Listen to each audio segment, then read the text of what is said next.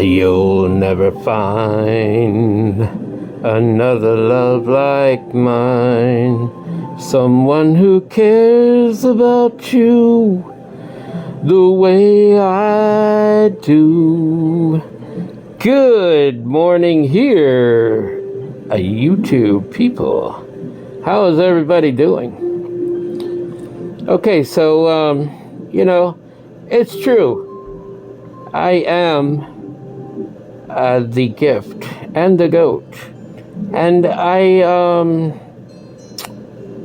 I've had women all through my years that have the worst time ever trying to get over me. And it's the funniest thing in the world, but it's true. My ex-wife, for example, we got divorced in August of 2004, right? Yet, she did not even try to come out of whatever she was going through until last year, and then finally she decided to try to go after this guy that, has been wanting to get married to her for many moons now. And she just didn't want to do it, because it was hard to get over me, truth be told. And, I've pretty much had that my whole life. I don't know why, Yes, I'm a very good person to people that I'm with. I genuinely love them, and I would never cheat on them. I'm a very loyal person, even though I was accused of it many different times in many different ways, but it was not found to be true, and I don't know why people would want to drag my name around in the mud. It was not a truthful thing. I don't, and I won't cheat on anybody. I'm very laid back. I'm very caring. I'm kind of like, in a sense, kind of like a motherly type of person where I will nurture a person. Especially if, you got certain problems or whatever. I always deal with people's problems. But, people like to take advantage of that. And, if you got some kind of money, because I am an empath, 5 times, people, 5 times over. Out of the 8 empaths, 5 of those exist in my ballpark, okay? And that's just the plain truth.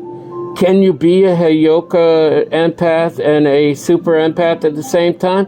Well, I'm living proof that you can, okay? I don't care what anybody says, psychologist or whatever, come on right at me, because I know better, okay?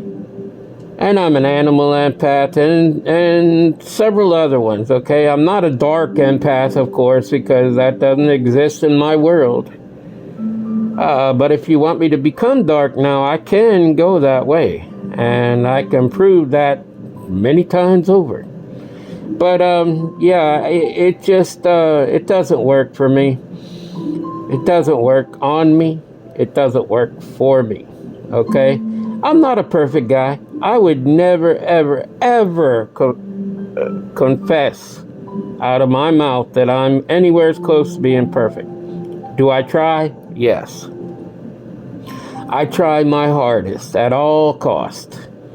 And that's all we can do, is just strive to be our best selves and to live that way.